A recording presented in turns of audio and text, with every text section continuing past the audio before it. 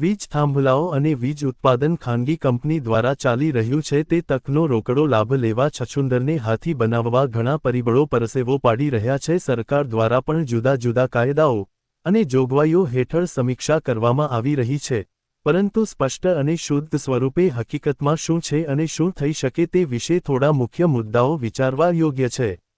1848, 1851, 1857, 1860માં અમલમાં રહેલા ખેતી જમીન અંગેના કાયદાઓમાં કોઈ નાગરિકને જમીનના માલિક અધિકાર આપવામાં આવ્યા નથી। ખેતીની જમીન ઉપર નિયમાનુસાર કબજો ભોગવટો ધરાવતા નાગરિક ફક્ત ખાતેદાર ખેડૂત છે, સ્વતંત્ર માલિક નથી। લોકતંત્રની ભારત સરકાર અથવા કોઈપણ રાજ્ય સરકાર અથવા એકથી વધુ રાજ્ય સરકારો નાગરિકોના જીવનની મૂળભૂત જરૂરિયાત પૂરી કરવા જે કોઈપણ સાર્વજનિક સુવિધાઓ અને નિર્માણ કરવા ઈચ્છે ત્યારે ખેતીની જમીન, રહેણાંક જમીન, ઉદ્યોગ જમીન અથવા કોઈપણ જમીન કે જે જમીન અન્ય નાગરિકના કબજા ભોગવટા અને આજીવિકાના સાધનરૂપ હોય તો પણ તે સંપાદન કરી શકે છે અને કબજા ભોગવટાની જમીનનું ચોક્કસ મર્યાદાઓ અને ધારાધોરણોથી વળતર આપવાની નૈતિક જવાબદારી સંલગ્ન સરકારની છે। કબજા ભોગવટાની જમીનના વળતર માટે જંત્રી દરો અને જંત્રી દરોના ગુણાંકમાં આકારણી કરવાની હોય છે। સરકાર કોઈપણ પક્ષની કે કોઈપણ હોય, લોકતંત્રની સરકાર નાગરિકોના કરવેરાની ચાલતી હોય છે। સરકાર પાસે જે કોઈ નાણાં હોય છે તે પ્રજાજોના નાણાં હોય છે, તેથી તેના વપરાશ, ઉપયોગ અને ખર્ચ માટે રાજ્ય વિધાનસભા અથવા કેન્દ્ર સરકારના સંસદીય ગૃહોમાં બહુમતીથી મંજૂર કરવું પડે છે। ઉપરાંત જે કોઈ નાણાં વળતર કે સહાય તરીકે ચૂકવવામાં આવે છે તેના ચોક્કસ ધારાધોરણો નક્કી થયેલા હોય છે, આકારણીઓ કરવાની પદ્ધતિ નક્કી થયેલ હોય છે। વળતર ચૂકવવા માટે કોઈને ઓછું કે કોઈને વધારે આપી શકાતું નથી। સેવાધિકારો, સેવાધીશો દ્વારા મનસ્વી આકારણી કરવામાં ના આવે તે માટે રાજ્ય કક્ષાએ પણ ધારાધોરણો નક્કી થયેલા હોય છે। વીજ થાંભલાઓ કેન્દ્ર સરકારના હોય કે રાજ્ય સરકારના હોય અથવા ખાનગી કંપનીઓના હોય તો પણ સાર્વજનિક જાહેર સુવિધાઓ નિર્માણ કરવા માટે સંપાદિત થતી કે ખરીદ થતી જમીનો, મિલકતો વગેરેમાં ઘણા બધા નિયમો અને શરતો એક સમાન હોય છે।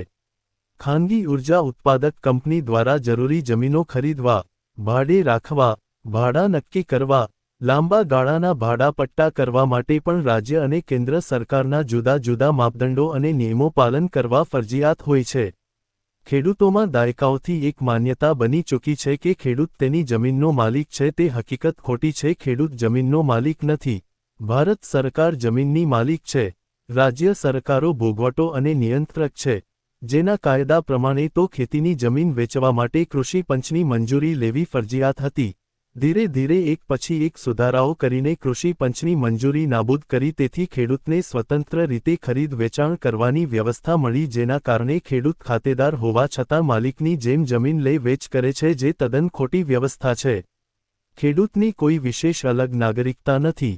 રાજ્યમાં દરેક નાગરિક સમાન કરવેરા ભરે છે અને એક જ વિધાનસભા અને એક જ લોકસભા માટે મતદાન કરે છે। દરેકના મતનું મૂલ્ય એક સમાન છે અને બંધારણના અનુચ્છેદ 14, 16, 24 મુજબ દરેક નાગરિકને ખેતી જમીન અને ખેતીનો વ્યવસાય કરવાનો સમાન અધિકાર છે। રાજ્ય સરકારો દરેક નાગરિકને ખેતી કરવાનો અને ખાતેદાર બનવાનો હક અધિકાર આપતી નથી, તે સરકારનું નિરંતર ચલાવાતું કૌભાંડ છે। કોઈ નાગરિક કાયમી ખાતેદાર અને કબજેદાર તથા ભોગવટેદાર નથી। જ્યાં સુધી જાતે પોતે સ્થાનિક હાજર રહી ખેતી કરે ત્યાં સુધી ખેડૂત ખાતેદાર ગણાય છે। ખેડૂત ખાતેદાર ન હોય તે ખેતીની જમીન ખરીદી શકે નહીં, તે વાત પણ ખોટી છે। કોઈપણ અન્ય આવક ધરાવતા ન હોય તે પ્રત્યેક નાગરિક ખેતીનો વ્યવસાય કરી શકે છે। જે કોઈ નાગરિક ખેતી સિવાયની અન્ય આવકના સાધનો અથવા આવક ધરાવતા હોય તે ખેડૂત ખાતેદાર રહી શકે નહીં। ખેતીની જમીનમાં કોઈ વારસાઈ હક હોતો નથી। બાપ દાદાની જમીન ઉપર પણ વારસાઈ હક રહેતો નથી। રાજ્યમાં ખેડૂત ખાતેદાર અલગ નાગરિકતા છે। ભારતના બંધારણનો ભંગ કરીને ગુજરાતમાં બે પ્રકારની નાગરિકતા ચલાવવામાં આવે છે, એક ખેડૂત નાગરિકતા અને બીજી બિનખેડૂત નાગરિકતા। રાજ્યમાં હાઈકોર્ટ છે, જિલ્લા કોર્ટો છે, સંખ્યાબંધ દીવાની કોર્ટો છે, લાખોની સંખ્યામાં વકીલો છે। રાજ્યમાં ઘણી લો કોલેજો છે, પરંતુ ક્યારેક કોઈએ આ બે અલગ અલગ નાગરિકતા વિશે વાત કરી નથી। બિનખેડૂત નાગરિક અને ખેડૂત નાગરિક એવા શબ્દો રાજ્યમાં કોઈપણ કાયદામાં નથી। શા માટે દાયકાઓથી આ બે જુદી જુદી નાગરિકતાઓનું કૌભાંડ ચલાવાય છે? ગુજરાતમાં રહેનાર ખેતી જમીન મેળવી શકતો નથી, પરંતુ America, England, Australia, Africa, Canada રહેતા લોકો ગુજરાતમાં ખેડૂત ખાતેદાર બની શકે છે તેમજ પરદેશમાં રહીને ગુજરાતમાં ખેતી કરી શકે છે।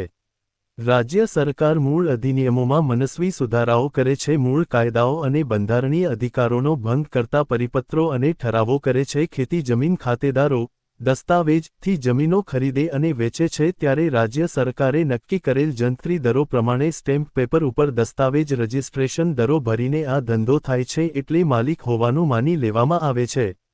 વાત થોડી લાંબી અને ગૂંચવાડાવાળી છે। વીજ થાંભલાઓ, ખેડૂત ખાતેદારની જમીન, વળતર વગેરેની ચર્ચામાં સ્પષ્ટ એટલું કરવાનું થાય છે કે રાજ્ય સરકાર ચોક્કસ મર્યાદામાં ઓછું કે વધારે નહીં તેવા જંત્રી દરોના ગુણાંકમાં વળતર નક્કી કરી શકે છે અને જ્યારે એકથી વધુ રાજ્યો તે જાહેર સેવાઓથી જોડાયેલા હોય ત્યારે કેન્દ્ર સરકારના ધારાધોરણો પણ અમલ કરવાના રહે છે। ખેડૂત ખાતેદારની માંગણી મુજબ રાજ્ય સરકાર કોઈ વળતર આપી શકે નહીં, ઉપરાંત ખાતેદારો સરકાર સમક્ષ જમીન ઉપર માલિક હક સ્થાપિત કરી શકે નહીં। રાજકારણમાં કાયદા તોડવા ભાંગવા એ સામાન્ય બની ગયું છે એટલે ખાતેદારોને યોગ્ય વળતર મળે એવી અપેક્ષા રાખીએ। અહેવાલ રાજભાઈ પ્રજાપતિ।